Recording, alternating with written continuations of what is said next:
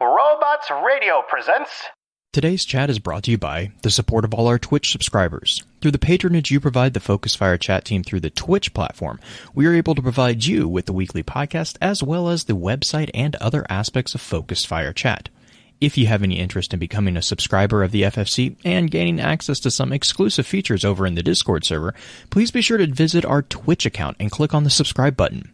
If you're an Amazon Prime member, remember that you do have a free subscription to Twitch every month that can be used for this. And for those of you who are already subscribers, thank you again for your generosity.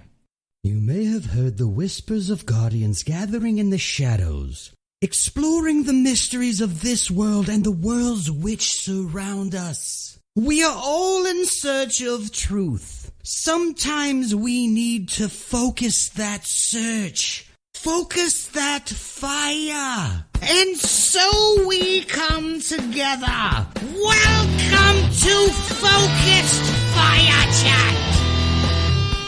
Welcome to the 8th Behind the Scenes episode of Focus Fire Chat, recorded on August 18th, 2020. As always, this is your host, Blue Crew 86. And this is Green Eyed Music Lover. Second take on point.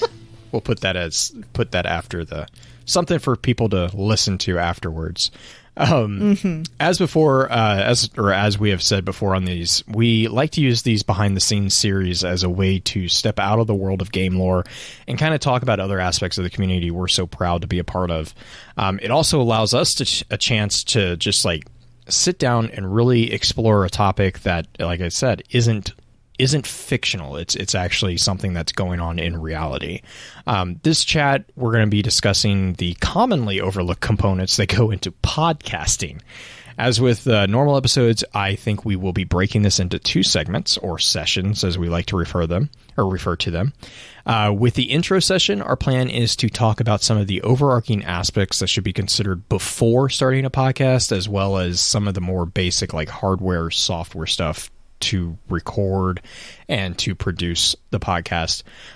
Whereas in the advanced session, our plan is to take a closer look at some of the challenges that we personally have faced with our own podcasting journey, as well as answering some of the really actually amazing questions that has been sent in by members of our community, both within the Discord chat as well as Twitter. Before we get started, I do want to reiterate that there is no singular path in pursuing a creative outlet. However, if you are interested into jumping into the podcasting world, or if you just have some questions about what all happens behind the scenes, we are always more than happy to help wherever we can. Our group email is focusfirechat@gmail.com, or you can send us a message via the contact page over on www.thelordnetwork.com. With that, let's just kind of jump right into it. So, Green, do you have a place that you would say is the best part? Like, how do you think we should start? Honestly, I kind of want to start with the little story about what came up recently for me, personally. So we had thought of doing this episode before this event happened, but I got a phone call from my brother, who is a farmer in Kansas, who apparently is a celebrity farmer, which is something that is new to me. Which is a thing. But it's a thing. He's on TV at some point. Don't know when that's coming out. It's for real. He's on some reality show, but he wants to take his prowess, essentially, and he's made a lot of friends in this competition, because apparently there's farming competitions nationwide. Really cool, by the way. He's won the last 5 years in his division, which is like, all right, who knew? But he wants to develop a podcast to help share tips and tricks from not only him, but a bunch of these other people within the farming community. And he was asking me, because of doing Focus Fire Chat, how would he do that? And so I had to basically toss out a couple of different questions to him. The first one being, what's the purpose of your show? I mean, that's the first thing you have to ask yourself whenever you're developing a podcast. Is your show meant to be pure entertainment? Is it meant to be informative? Is it meant to be a interview style? Is it meant to be more like a news recap or a newsreel where you have segments like that. We think about some of the common podcasts in Destiny, since that is our primary audience group. You had Guardian Radio for years that were primarily a news-based one. Then you have shows like DCP, Destiny Community Podcast, where it's more interview-based. They still talk about news, but it's heavily leaned on dealing with a community member. Do you have any shows on the top of your head that you would say are just pure entertainment value? For me, entertainment value is like I listen to a lot of the Parcast networks. They're not Destiny related. It's going to be like there would be like scholarly dives into mythology. So you have like lore. You have Noble Blood. Hardcore History is a good one, but that's a really deep dive into a particular like historical point. You have like mythology. You have wasn't there a podcast something about Night Vale? Oh yeah, so yeah, there's Welcome to Night Vale. I'm not a huge fan of Welcome to Night Vale. I know a lot of people really appreciate it. It's Welcome to Night Vale is like they take the form of a late night DJ. So it's like listening to a radio.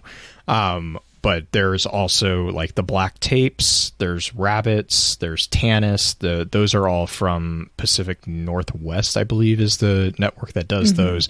Those are all amazing. And those are all done in like a immersive. So like you basically are taking on the role War of the World style. Well, yeah, it's like you're in the shoes of the person experiencing it. So it's a fictional setting, but like with like Rabbits, it's Rabbits is she's an investigative journalist, so she's basically like you're listening to her audio notes as she's going through all this stuff with this particular conspiracy theory, and it's really kind of cool because it ties into real events as they were happening at the time of the recording. So like that's kind of it's almost like an augmented reality type podcast. It was pretty cool. They had a website up. It was kind of like Hunt the Truth. They had a website up, and as they released episodes, they would release files on the website that then you could, like they would be talking about, and then you go to the website and you can actually interact with the stuff that they were talking about. It was really, really cool and really well done, actually. That would definitely be considered, I would say, an entertainment podcast. Yes, yeah.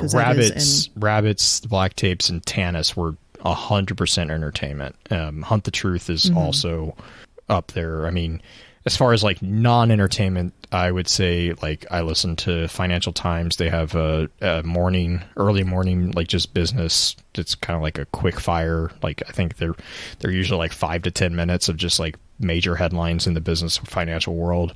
BBC does a 2 to 3 episodes every day. They do a 30-minute podcast of just like, again, big headlines. And then I know that NPR does one as well. Up First is the NPR version of that. Yeah. So I mean, there's long formats and short formats of podcasts as well, which is kind of what you're referencing there, right? Like you have the Blurb podcast, like Up First, and these BBC ones where just it's the major headlines. But there's also, I know Dan Finity was doing a podcast for a while that was Destiny Daily Digest, which was a fun thing to say over and over, but it was literally essentially the Destiny version of some of these short forms where it was just major headlines for the day. If he saw something that DMG posted or an announcement somewhere, he would throw it in there, and it was just that. It was just a, hey, this is what's going on in the world. And then you get into longer formats, whether they're entertainment based or informative based. They all have a place there and a place for different types of audience. And that's another thing to consider. Like, who's your audience? Who are you talking to primarily? It's like going back to like basic speech writing whenever you're back in high school and you're deciding, okay, who am I talking to? Am I talking to a bunch of gamers? Can I use gaming lingo? Am I trying to broaden the spectrum and incorporate a bunch of people outside of that? Well, how does that change what you're doing in your show? It all has a part, but not to overwhelm so much with the purpose of the show. You kind of, from there, once you kind of get an idea of, hey, this is where I want to go with it, then you can start to flesh out segments and how you're going to do that. And I think that's one of the more recent lessons that we've learned in some ways on FFC. Well, and I think that goes into also don't be afraid to change it up. Like, oh yeah, like that's the thing with that I personally struggle with, and we'll probably get into that a little bit in the advanced session. Like sometimes you get so stuck in like what's familiar and what's comfortable that, you know, you don't see the part where you need to break it up, or like you try to break it up too much and you actually create too much noise. And so there's this fine line. And the thing is that line, as your audience shifts and grows, or, you know, it shifts, that line's going to change as well. Like, you know, if your audience is younger, they might not really care. They might want a more conversational heavy podcast, or they might, I mean, it depends on, again, the not just demographic, but like the breakout of your audience. But that's where, you know, getting feedback is such a big thing. Is like, you know, if you introduce a new thing, because I mean, we've tried with Focus Fire, I think, God, I can't even count the number of different show formats we have gone through. Now, granted, we've also done it for like, what, 6 years? Like, I mean, yeah. So but I mean, yeah, it was, we started off, we tried doing the read and analyze at the same time. And then it was like, okay, that it got too unwieldy, especially as the entries for Destiny especially got longer. And we started getting like, thankfully we weren't still in that format when books landed, but like, oh God. I mean, like, and it was just because we always, like, we love talking about what, like, not just, we don't just like the lore, but we also like talking about the connections that comes into, right? That's just, I think that's one of our niche pieces. And so, like, I remember when we finally pulled the trigger and just said, okay, we're not going to read the actual content, we're just going to reference it. I mean, even today, we still will go back and read a couple, but like, I mean, it used to be every entry that we would reference, we would read in its totality. And that's when we were hitting like, you know, 1.5, 2 hour long episodes, which it was just painful to edit first off.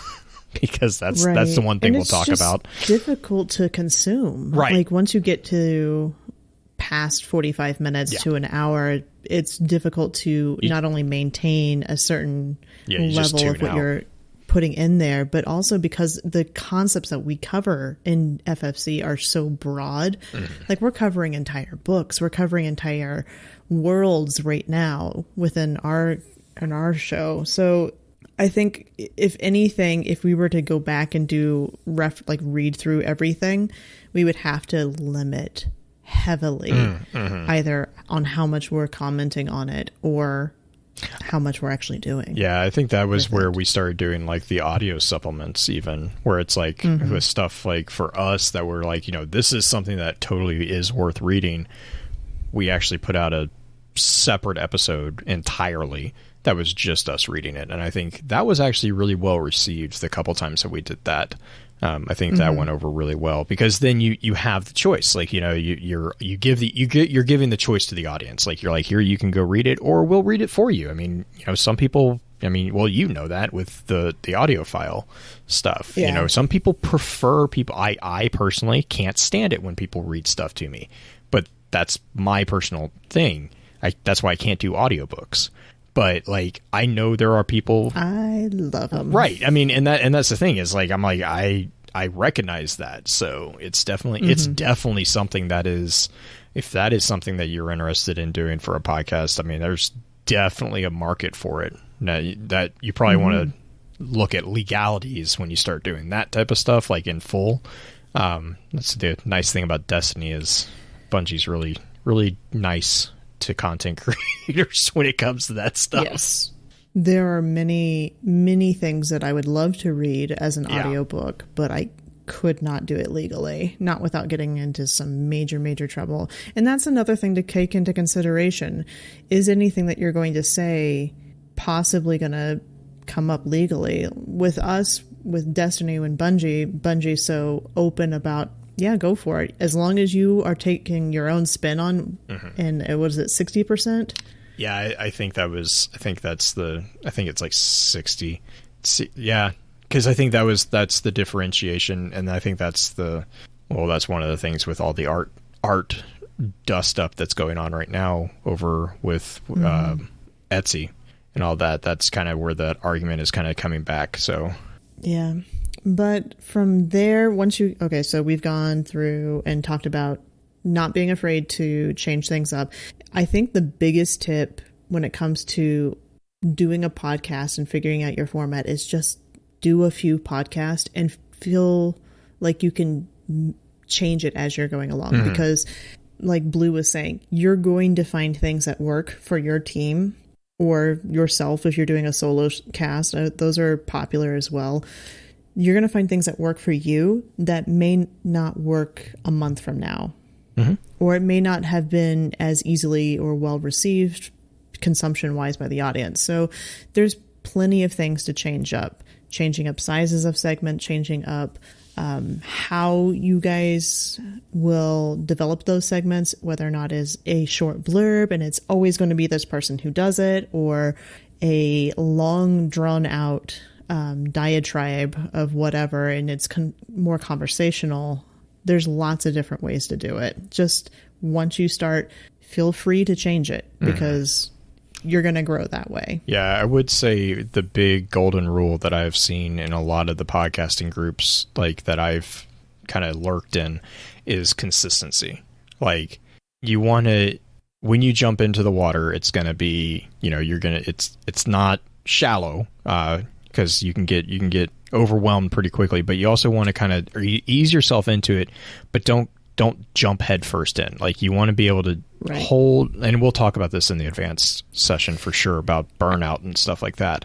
But what I would say is like find out a release schedule so that matches your tone. Like if you're going to do a conversational one, that's really easy to do once or twice a week, but you also want to give yourself breathing space. And so for example, with what we did with Audiophile is like we built up a buffer, if you will, before we even started releasing that.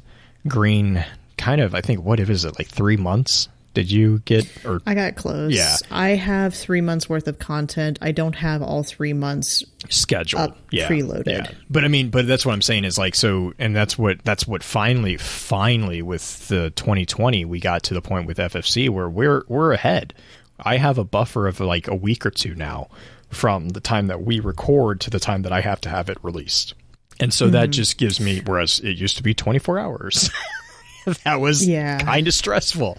I think the other aspect when it comes to consistency, I think the more important thing that you were hinting at is that once you set up a release schedule that is realistic for you to stick with it. Even if you change the content of the show, stick with your release schedule because habit is your best friend when it comes to consuming.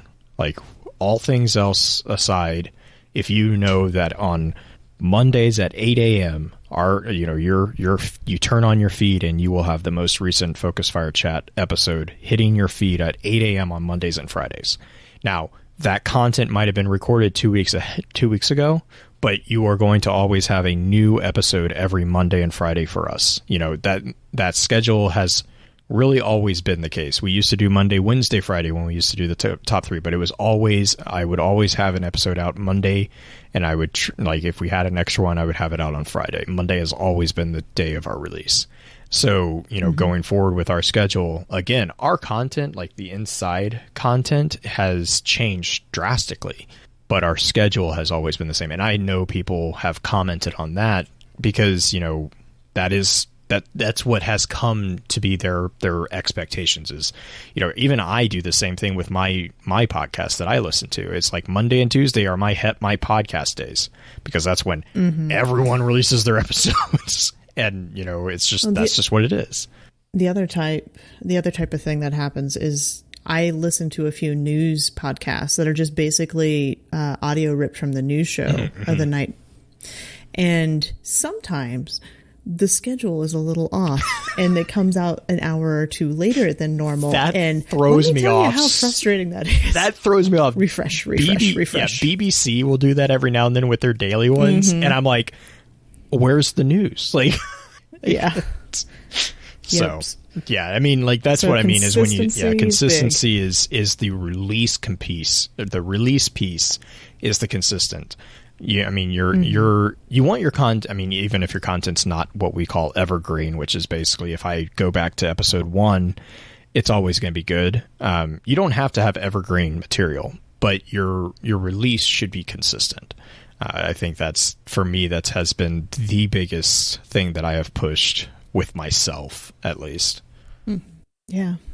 Let me think. What would be a good segue or a good direction to go into from here? Well, I mean, you're talking consistency, format. Talking tones and format. You know, guests are a big thing, and yeah, I will speak. That is why I have always sought people who are more social than me to help with the podcast, and thankfully, I have Green because she's really good at this part. I am horrible at this part, and that's just.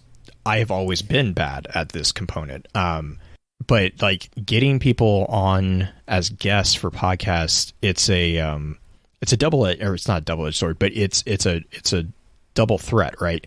Like you are cross-pollinating not only your community, but also their community, but you're also building a relationship with another content creator who, you know, if you actually might get the chance to become really good friends and actually collaborate even more so with them. And sometimes a guest will come on, or, you know, you'll go get, sometimes what will often happen is, you know, we'll have a guest on and then one of us gets invited to come to, you know, their podcast or their stream or whatever. 'Cause, you know, Destiny's kind of a weird hodgepodge of community creation, but like we will show up over there, and like, when we show up over there, I constantly send Green ideas because like, I'm like, oh, I like how they did this. Oh yeah. Or, you know, Green will send like, do it this way. Or, you know, I think what was the other thing? Like just like putting together a welcome package is what we've done. And, you know, I think that kind of lays the format, you know, there's like, this is what, you know, you want we'll get to this in a second, but you know, Audacity, we usually, you know, jump in the chat 5 to 10 minutes early, unless you're Blue, then he's always late. You know, then like, and it just kind of is a blanket. Like, this is who we are. And this is what you can expect. Right. Kind of thing. And I think that's actually it's a standard practice in performance settings where you have a guest performer, whether it's a singer or an actor.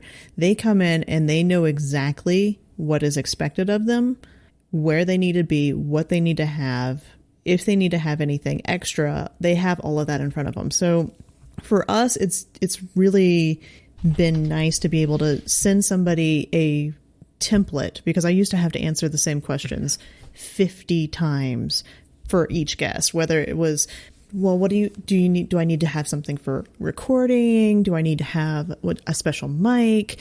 What time are we hopping into chat? Do I need to do something for show notes?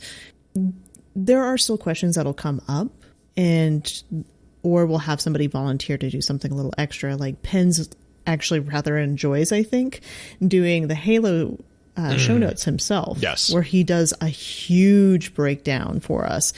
And that's great. Like, if that is your passion, I'm more than happy to let you do it, because in my feelings when it comes to a guest, they're not just window coverings for the show to add just a new splash of color. They're there to actually help enhance the experience for everybody, because they're going to have different life experiences than Blue and I do. So they're going to interpret things differently than we do. So they're there to help build up our show as well. Another thing that I would say with guest is that recording with guest can become tricky, and I know that's going to lead us kind of into our next area where we kind of want to talk about setups a little bit. Blue? So I was gonna one more thing on the guest thing is what we use is Google Drive. I know some people use OneDrive, some people like Dropbox. You know, Dropbox. whatever your file sharing situation is. This is kind of a good segue into setup too. What I would do, I love having notes. If you're listening to this episode, you probably have listened to other Focus Fire episodes. If you haven't, hello, I'm Blue, and I have to read my notes because if I go off, on tangents, I will go off on tangents if they're just like, here, talk about this. I'm like, no, I have to have bullet points to make sure that I stay honest to what I'm supposed to talk about because my brain, that's just how my brain works. So what we do is we have, I have all of our notes within Google Drive so that I can then share those notes with guests. But I also have like that template that Green and I have been talking about. I found that that's actually a really good icebreaker because you can send that, and that kind of also gives them a sense of like, okay, this team knows what they're doing. It kind of gives you a professional edge, right? And it also then presents the opportunity to be like, okay, well, you said you needed Audacity, but if they're familiar with Audacity, well, what megahertz do you need to record at? What's the project? Or sometimes you get better questions because you've already kind of answered some of the basic stuff, and it leads that conversation into kind of the expectation is this. For like Focus Fire, one of the things that we try to do really hard is keep it PG. That's one of the things, like if you've ever been in live stream, you know that the actual show is not PG. But when it comes to recording it, that's one of our big things. It's always been one of our big things is I want to be able to turn this on and have my child listen to it without worry. Like I think that's, to me, that has always been the golden standard that I've held for us. And I have that I think there are a few episodes that we've let guests, depending on the guest. I've always flagged those as explicit too. Like I've always just, because like there is a threshold after which I'm like, yeah, I can't edit all this out. Like I'm going to have more beepity beeps than I'm going to have words in some cases. Mm-hmm. But I mean, usually at that point too, we kind of know going into it, like, sometimes guests will, and I've had guests who are really candid. They're like, I can't promise that I will be that. And it's like, that's fine. If that's the case, I don't have a problem with that because we have the ability to flag it as explicit. And it's like, just put a warning at the start. Hey, if you're under, 13, heads up, you need a parent listening, or you should probably have a parent listening, whatever. That's harkening back when we did Dads of Destiny, and we did a podcast for Dads of Destiny, or I did a podcast for Dads of Destiny. That was when we put it out. It was a news update, but it was known that the guys that were going to be listening to it were listening to it in the car with their small kids, and so one of the big requests was, keep it clean, and that's just kind of, that mentality has always been habitual ever since then for me. Mm-hmm. But that kind of goes into like the layout I know a lot of people are asking like the recording component. So with like, here's the dark secret about podcasts. You really don't need much to do a podcast. Like it really, not like at all. I'll talk about the hardware setup that I have, but I want to make clear that this is after 5 years of podcasting. I have built up quite a bit of equipment that is dedicated to making it easier for me. And even my setup, I will talk to or see other podcast group or, producers who make my stuff look elementary. Like it's always going to be the case in life. You're always going to have someone who's much more ahead of you and someone who's not. Like that's just the way it is. When I started with Focus Fire, I was on a laptop with no dedicated mic, and that was it. Like I was on a laptop that had like an i3 processor, I think. It was a really, really bad laptop. But you know what? I did the first 2 years of Focus Fire off that laptop. And yeah, I mean, sound quality. I mean, quickly, like a couple months into it, I kind of splurged and I got the mic. The mic that I actually use right now is the mic that I got back then, and that was an ATR 2100 USB. Green and I were laughing because I just looked on this website. They've discontinued my mic, and I'm really kind of sad about it because this is an amazing mic. I love this mic. It's like an $80 mic that I got, and it has seriously been one of the best things I've ever spent. I would spend this money on this mic in a heartbeat.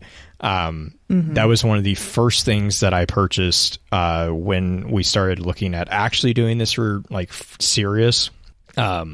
Was my mic. I would say like mic, pop filter, and your like shock mount would be the big thing for that.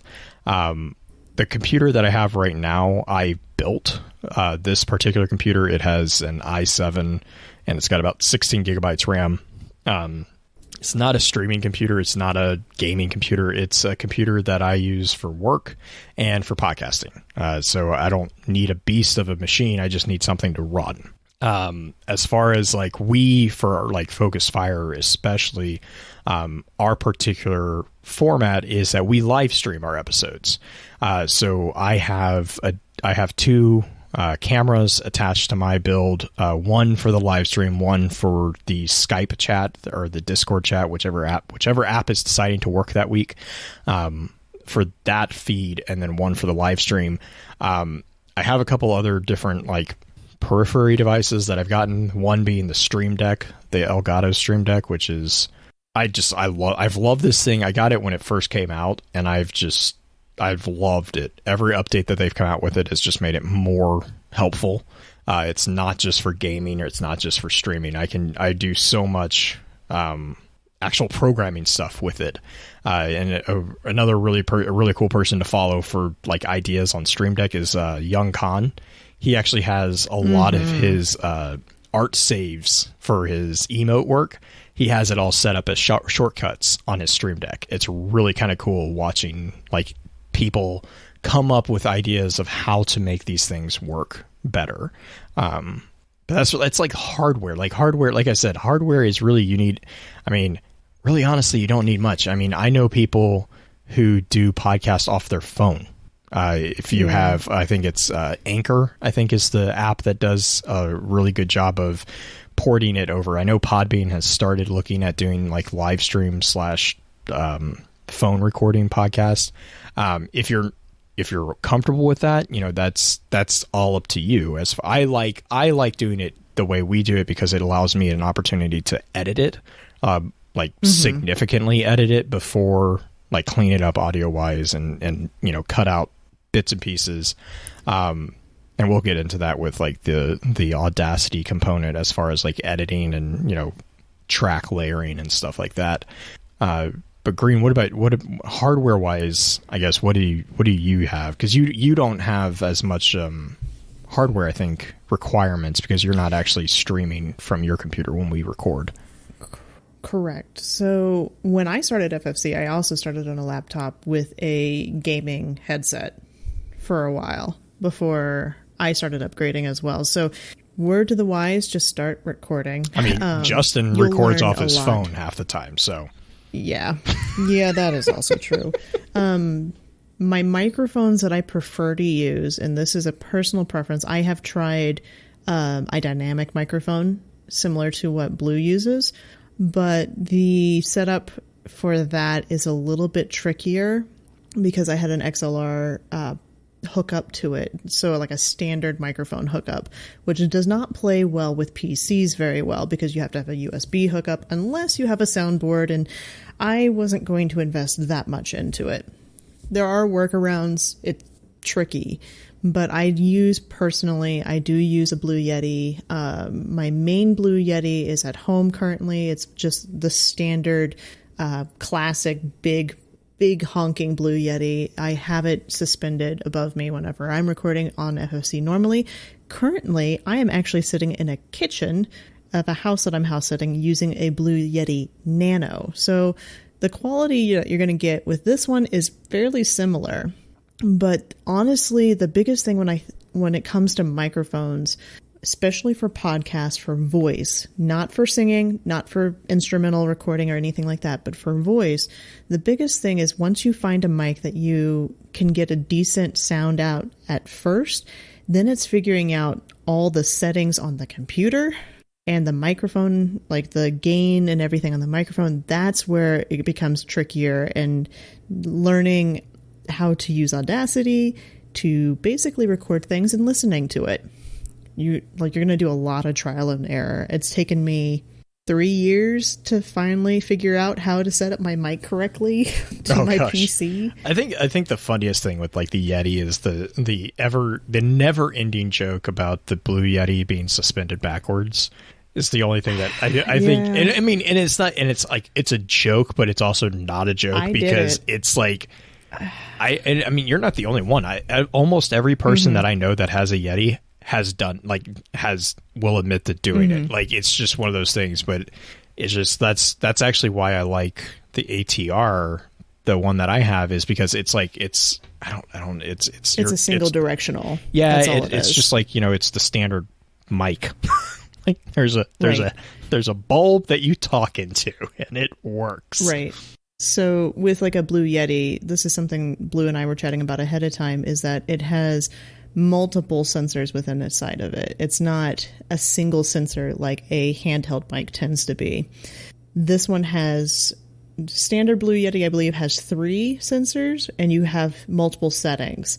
If you turn your microphone around and set your settings a specific way, you'll sound very echoey and muted because you're bouncing the sound off of your computer screen or wherever you're recording in front of back into the microphone, and that's where it's actually picking it up. So learning, honestly, when it comes to learning your microphone, tutorials are great, but getting into a recording program and starting to just talk into the microphone and then start playing with it and figuring out, okay, this setup sounds great this way. If I want a cleaner, more timbre, like higher timbres or higher tones kind of coming through, I need to go this way. That's my suggestion with that. There's not going to be a single tutorial on the internet that is going to give you the perfect setup for your space and for your microphone, because it's all going to be completely different from everybody else's. Well, and speaking about that brings up Voicemeeter, our favorite program to hate. Oh my God.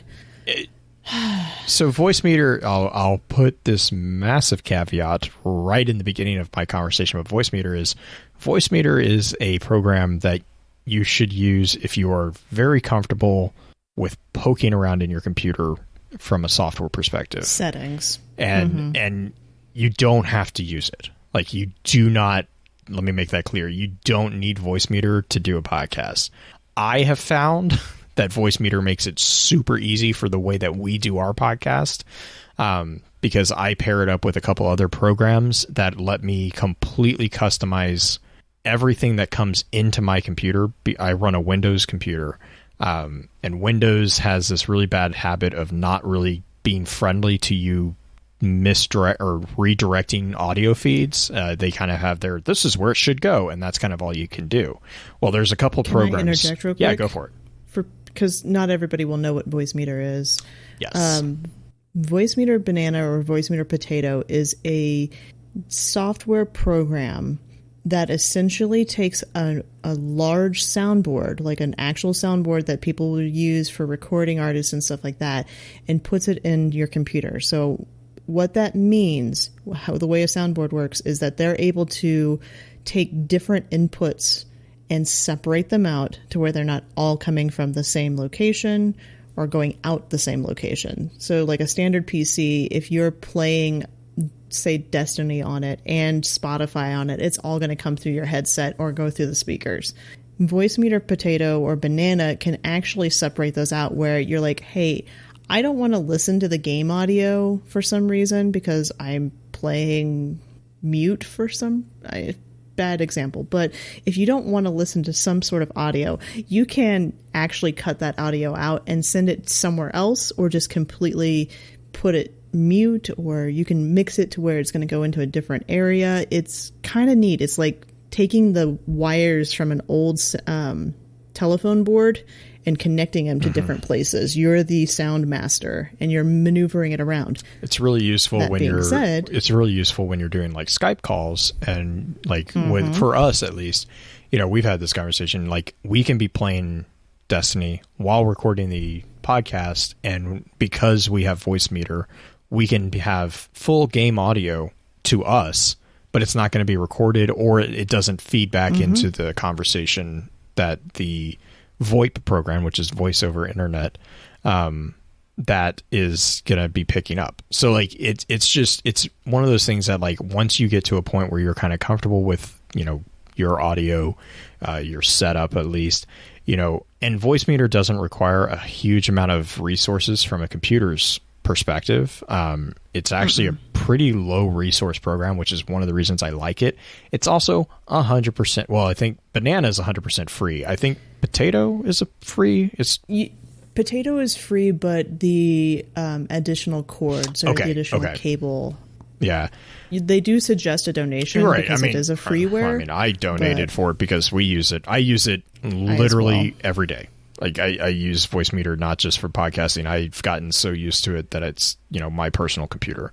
So like I do really strongly suggest, if you are up to the challenge, they have some really good tutorial videos on their site for it. But I will say that I had to go through 10 or 15 videos because I was setting it up for a very specific purpose. And even then, even after that, I also had to jerry rig a couple things, like just kind of, you know, again, it's trial and error. That's the thing that's ultimately comes down to, is you just have to be comfortable with being able to mess something up and just being like, okay, that didn't work, undo it, and, you know, come at it from a different direction. And willing to go and learn from other people. Yes, yeah. And chasing down YouTube videos of, how do I do this? So here's a question for you. We were talking about doing segments earlier. Do we want to actually take a quick radio break? Yes, before we that's probably a good move idea. On? Mm-hmm. Yeah. We're going to talk about inputting mind breaks for your audience after this break. I'm Bob. And I'm Brad. We're lifelong friends. And the hosts of the Film and Whiskey podcast. This is the show where each week we review a classic movie and a glass of whiskey. That's right. Every week we go in-depth on a well-known movie while sampling the best from the world of scotch, bourbon, and more. Because nothing goes better with strong opinion than equally strong liquor. Bob's a movie nerd. Brad's an average Joe. But together, we give fresh insights and hot takes on the world of movies and spirits. So check out the Film and Whiskey podcast. Part of the Robots Radio Network. So a neat teaching tool, guys, something that I find actually applies really well to podcasts as well, is the fact that the human brain can only absorb and only pay attention to a certain task or input for only so long before it starts to get bored and drift away. Children often only have about the amount of time that their age is, plus give or take 5 minutes, depending on the kid. Adults, you're going to have like 25 minutes, 25 minutes. Your age limit good minus 10 or 15 minutes. Yeah, it really, like, if you're listening or watching like news segments, take your favorite TV show even, commercial breaks are actually good for not only advertisers, but it's actually good for the watcher because it can help not only build up anticipation for the next segment or the next part of the story, but it also gives your brain a chance to relax from what you were paying attention to and then come back later. So it's kind of a nice thing to throw in there. So segments on FFC, we've played with different lengths of segments. I went a little over this time. I think we've kind of settled down to doing about a 20-minute segment before we take an ad break.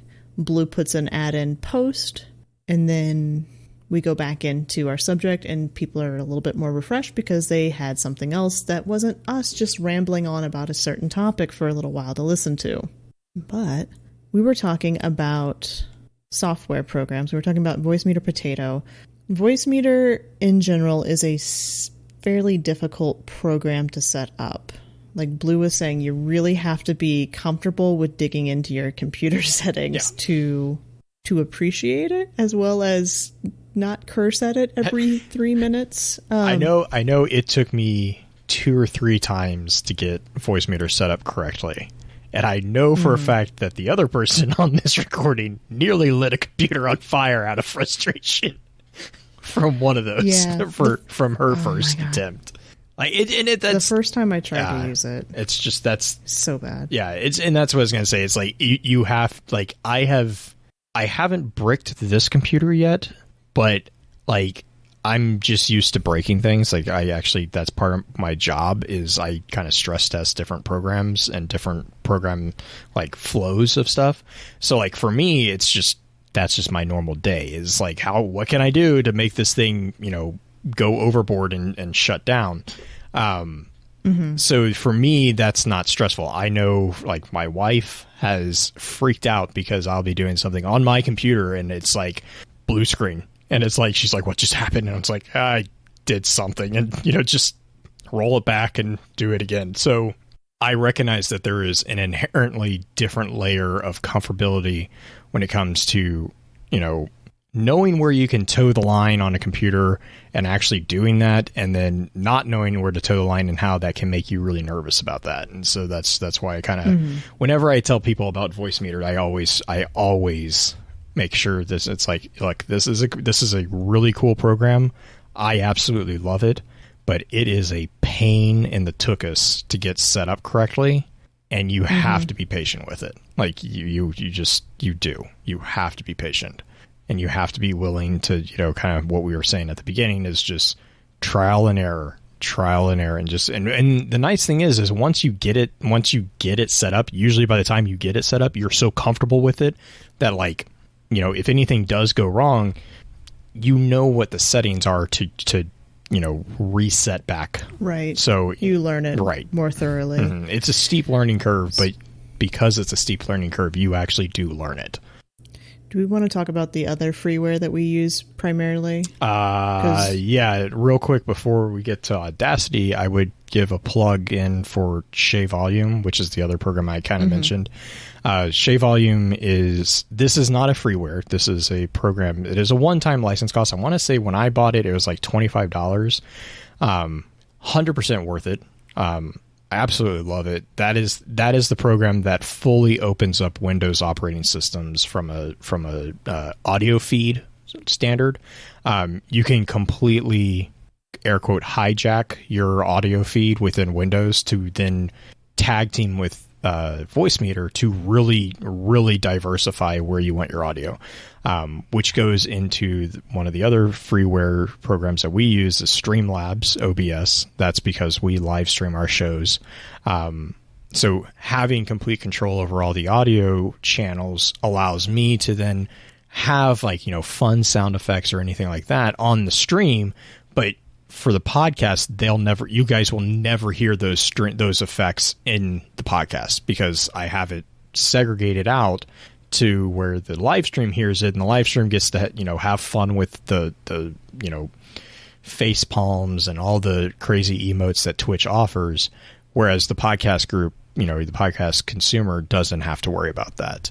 But the wait, the emotes have sounds that you put with them? Some do. The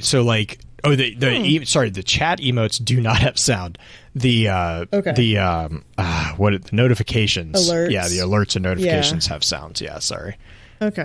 No, that's fine. I was just about to be I've never experienced that. Yeah. Surprise! That's how good I am at segregated. I just went into Green's computer and completely turned it off. But actually, speaking about freeware that Green is really good with, Audacity is I can't speak highly enough, and I know that I barely scratched the surface of what Audacity can do. Audacity is a program that's been around for quite a while. Like I used Audacity in college over 10 years ago. It's been around a long time, but it's a software capture program, or not software capture, a audio capture program similar to like GarageBand, but unlike GarageBand where it has a lot of toggles, but it also has a lot of safeties in it. I would say Audacity is like the Windows version versus the Mac version. So the Mac version would be like GarageBand, where there's a lot of safeties built in where you can't mess something up too bad. Whereas Audacity, you can play with everything in so many different ways and change your audio up and change layers up. That being said, can be stress test to the point where it's not going to like you for a little while. I found that out the other day. You cannot import audio into the program while playing audio on the program. It does not like it. But few tips for voice, or not voice meter, for Audacity itself. Blue mentioned the idea of project rate when you come to like the hertz of how the depth of the recording, essentially. Project rate, the higher you can go, generally, rule of thumb, the cleaner sounds you're going to get. You're going to get more depth of audio, you're going to get bassier basses and higher trebles. Most podcast and most verbal communication, the highest you would need to go is 4,800 hertz, or 48,000 hertz, not 4,800, 48,000 hertz. That is not standard on Audacity. I believe they started off at, what is the normal rate? I think it's like 44. It's like 32. Oh, is it? Oh, wow. Is it at 44? Yeah, it's pretty low. It does put a harder tax on the program itself to record at the 48,000, but PCs are going to be able to handle it nowadays. Back in the day, it would not handle it well. Beyond that, with Audacity, you can manipulate the pitch of what somebody's saying. You can actually fade in and out. You can take out all the blank spaces in it. It's a really hands-on tool. That being said, I do know there are programs out there. I do not remember it at the moment. Hypersyntax from Video Game Crosstalk uses a program that he pays for that does all the show editing for him. Is that that's the online one too, right? Mm-hmm. Yeah. So it will strip the audio from it and automatically create an MP3 for him, and it'll condense things. It will do all sorts of things for him. With what Blue and I do, we record tracks separately on each of our computers, and then I send my file over to Blue, and Blue will layer the track on top of each other. And we record in stereo, which I think sounds a little bit better. I know a lot of people are like, it doesn't really matter. You're speaking into a single mic. You don't necessarily have left ear, right ear stuff going on. Personally, I like stereo. That's just me. But once he layers those tracks in together, they'll go on top of each other, and he'll have to line them up a little bit. We always do a countdown at the beginning of the show before I start recording, or before he starts recording, where I count us down, 3, 2, 1, click. We click at the same time. It's probably a little bit off because of sound delay, but it's always fairly close, and Blue's able to line it up and take out things. And sometimes in the background, you may have heard me in the past when I've not been able to mute. Puppies in the background barking, or spouses coming up and talking, or some thunderstorm. Keyboards. There's lots of different things that... Oh my gosh, Mike. Yeah, I have the machine gun keyboard out right now. Lots of sounds can pop up while you're recording, while your co-host is talking, that you don't want to show up. Audacity allows you to not only do a basic noise reduction, taking a silent point in your file, sampling it within the program, and then going through the entire audio track and stripping those frequencies. Mm-hmm. It'll cut out a lot of fan noise. It'll cut out... it won't cut out all fan noise. If you have a fan blowing directly on your mic or something vibrating on your table, it's going to have a harder time cutting that out. So still, it's really important to kind of reduce the amount of sounds around you in the ambient area as much as possible. But Audacity can pull out a lot. Yeah, the noise reduction effect on Audacity is actually... It's pretty good. Like, I mean, ignoring the fact that it's on a freeware program on top of that, like, mm-hmm. it's pretty impressive. Yeah.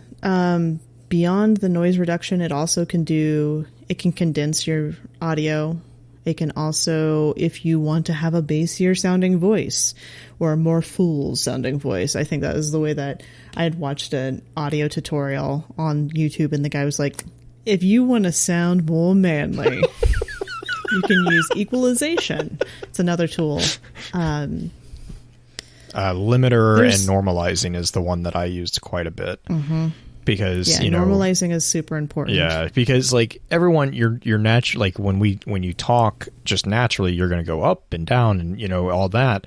And so if you can normalize it, so what I would always do is I limit it. I knock off, like I make my, like as the primary audio, I put mine at a lower volume because mine always tends to be higher. Like I'm sure there's a reason for that, but like it's because of the type of mic you're using. Is it okay? Yeah. And I'm like, I've gotten it so that I have a chain, what's called a chain in Audacity, where I basically just click it and it does all this stuff, and it takes forever. So I just usually set it up and go in the morning, and by the time I get done with work at because I work from home now, it's all done. Like I'm like, whatever.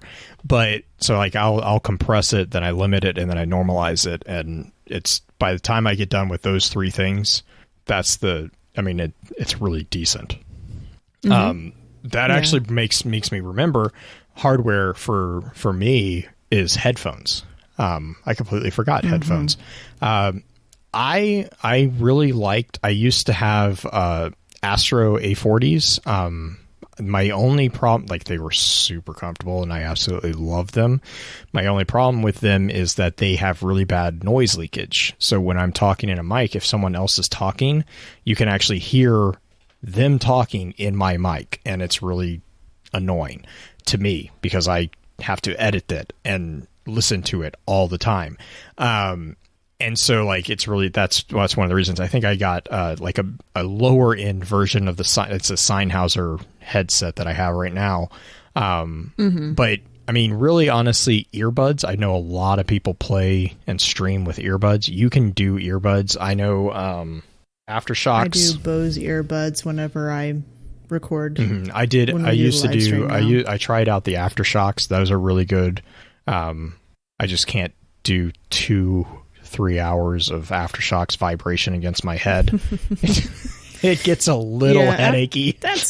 That's a pretty niche one. I use HyperX for a lot of recording when I'm going through things. When I'm streaming with Blue and we're doing the live show, I'll wear my Bose earbuds because Bose still has a really, really high quality. But honestly, if you have a decent quality headphones that you like, whether it's doesn't even have to be like $100 one. Oh yeah, they're gonna work fine. The only reason I splurged with the Sennheisers is because of the editing, actually, because I can amp up the audio and I can actually pick up things that I can't pick up with normal headphones with these. But like short of that, I mean, like I said, I used to do all of it from Astros A40s. Before that, I did it all with just earbuds. Just I have the free version of the Samsung earbuds that came with my phone, and honestly, those are some of the best. I love I love those earbuds. I fight for those. Those things are amazing. They're comfy. So, but yeah, actually, talking about Audacity made me. I was like, I never even said the headphones. Yeah, I do want to actually at some point. I know it's probably going to be a little bit much to do tonight, but at some point I want to talk through and walk through Audacity setups all the way through, like how to do that, because I know it's not a user-friendly program. So it is more user-friendly than Voicemeeter. It is way more friendly than Voicemeter because you're not going to absolutely F up everything on your computer by using Audacity. It's all contained.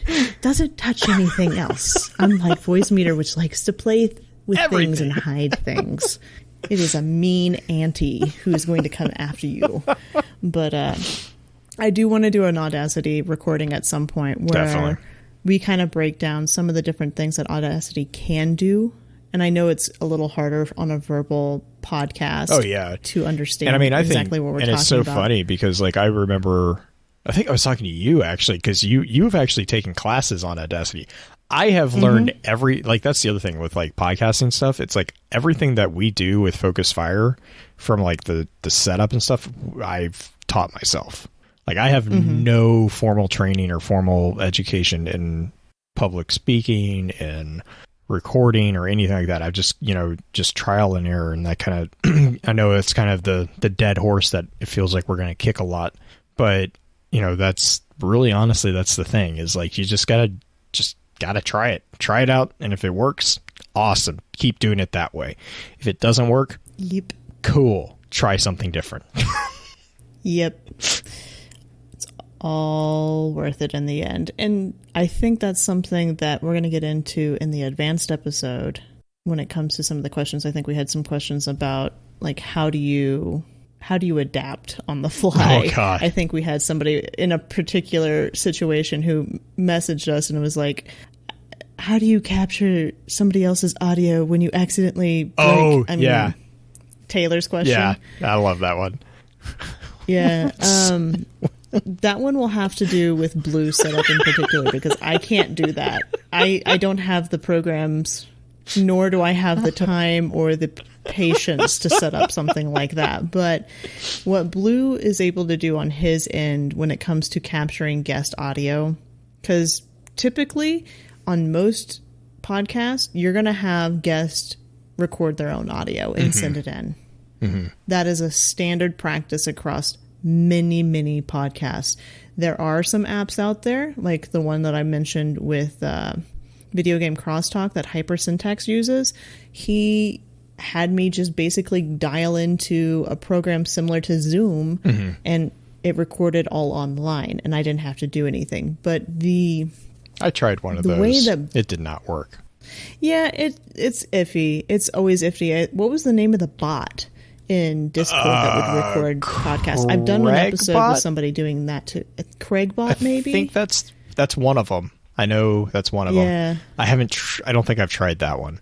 But there's Discord bots that'll do it too, and I don't know. I've always had bad luck when I do stuff like that. Yeah, the episode that I was on where we used it decided to shut off partway through. Oh no! So, I think the biggest lesson, and that's the other thing, you're going to continually learn lessons, and you're going to continually get forced lessons down your throat while you're doing this. It doesn't matter if you want to learn them or not. Yeah. The more it's making podcasting sound so joyous, but well, and I think you'll figure things out. I think that's also kind of the thing is, like, I've always approached, like with Focus Fire, the Lore Network, whatever. I've always approached it as like, this isn't, I didn't get into this to make money or whatever. It's because I wanted to, have an excuse to sit down with people that I enjoy being with and talk about something that I love. And so for me, all this, side noise really is worth it because it makes it so much cooler when we finally do get everything to come together. It's just, that much better. So also, side note, we don't make money doing this. No. Don't think that we make money doing this. No. This is all volunteer work. Yeah. Well, but but that's what the other money thing. We do get from this show goes right back into it. And I think that's the thing too, is like the passion, having a passion for it, for doing the podcast is really big. And that'll be something I know I'll talk about, like with the challenges, especially, because sometimes, you're going to go, that's the thing is, like, you're going to go through ups and downs. That's just nature of the beast. So you want to have either, whether it's, your co-host or your community or the subject itself that you can pull through and keep slugging through when those downtimes happen from a creative standpoint is really, really big for that. But I know that will be something I will definitely touch on in the advanced session. Yep. I think that's a good place for us to kind of start wrapping things up. Any last thoughts on, like, setup, our basic kind of like tips and tricks on how to get things going, and our experiences and how we got things going with our show? You can do a lot for free. You just have to be willing to. You just have to be willing to put in a little bit extra elbow grease to get it done. I am constantly surprised with how many freeware versions of very popular softwares are out there that the only major difference is I have to go through a couple extra steps to get the same product, to get the same result. Whether it's Audacity, whether it's GIMP, whether it's Streamlabs, OBS, or OBS in general. There's very few things when it comes to streaming, when it comes to podcasting, that really honestly require money. You just have to be willing to fall on your face a couple times, because sometimes you have to try something and just see if it works. But if you're willing to do that, if you're willing to kind of take that chance and, do the trial and error piece, you can do really well with streaming. You can do really well with podcasts, especially. And honestly, it's not going to break the bank to do it. You just have to be smart. You have to be smart about it and, plan it out. But it's not something that you have to be like, oh, I'm going to drop, $1,000 to get this thing started. Absolutely not. Like, there's a few things that you have to have, like a decent computer, maybe. I think even today now that's debatable. But you'll have to have like a hosting site that will cost some money, but they're even, again, today it's not super expensive. It's impressive how low cost, or how low the entry cost is to podcasting. It's not money that keeps people from podcasting. What keeps people from podcasting is the fact that most podcasts will not survive longer than a month or two, because a lot of people, and that's kind of where we're coming from for this episode, is a lot of people just look at it and they're like, oh, well, you just get together and talk. And it's like, that is a large portion of it. Yes, you do that. That is a very large portion of the process, but that's not the only parts of the process. And so, being forewarned about, editing components and all this other stuff, planning. Components. Yeah. I mean, and that's where, things like the Lore Network, and Focus Fire, we've kind of tried to help with other content creators. That's where the networking really helps, because then you can lean on other people to have them help you. Like, tips and tricks from other people are invaluable. Like it's in, and because there's there's things that I do within Voicemeeter, within Audacity, that will cut corners that are just, they will cut hours off my process. And if you're doing it by the book, you don't know that those exist. GIMP is the same thing. Like, I have gotten to the point where I know GIMP like the back of my hand to do the things that I need it to do. I can knock out the artwork that we need for our banners very quickly. I'm not saying I'm an expert at GIMP, because I'm nowhere close to being an expert at GIMP, but like, for my components, I know what I need to do with that. And I'm always surprised, because people will be like, oh, well, it's too difficult. And it's like, well, just try this. Like, finding a network to support is very, very important, regardless of the creative outlet that you're looking at. Working in a team also helps take some of that pressure off. I know Blue does a lot of the heavy lifting for FFC, for a lot of aspects of it. He does a lot of, he does all the editing. He does he uploads it to Podbean and puts it out on the hosting site and everything. And there's the art he mentioned. There's a lot of things that he does on his end. And another thing I think that is something we've not mentioned, but I still think is probably just as important as anything else that we've talked about so far, is the fact that you're going to be good at certain things. Your co-host is going to be good at certain things. They may not overlap. And that's actually better for the show. Something that I do better than Jay does, he mentioned, is I'm a little bit more of a social butterfly than he is. So I'm the one who goes out and finds guests for us. I make those connections. I do a lot of the guest setup, pulling them in, and then show notes we kind of tag team on. We both like to do show notes. We do them slightly differently. I'm a little bit more, I write show notes like a teacher, which means they're cliff notes. Jay writes dissertations. We had an 11-page long show note last week. I just wanted to make sure we didn't forget anything. But the fun thing is that we know each other's style well enough that we can adapt on the fly. And something else that I think has been kind of interesting is that Blue doesn't do this as much, because Blue's once he has his notes in front of him, he follows them. but I will move things around during the show if we touch on topics that we've already if we've already touched on topics, but it's actually later in the show, I'll delete that.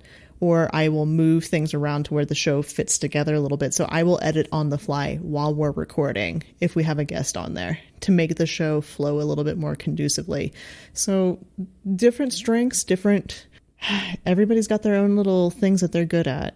And that's something to keep in mind, is that don't force your co-host who absolutely hates to do something that they can't do very well and don't like to do. Figure out what works for the both of you, or three of you, or solo. If you're solo, you're just SOL. But you just got to do it. Just get the other personalities in your head to come out. And There you go. Just get in touch with your softer side. No, but I think knowing your strengths and kind of playing up to your strengths is an important thing, and knowing your co-host well enough to trust them for certain things is also big. Yep. So, as has become the usual, I am going to read this off a script, and thank you for your time. And until next time, remember, with wisdom we conquer, stand strong, stand tall, and keep exploring. Yay!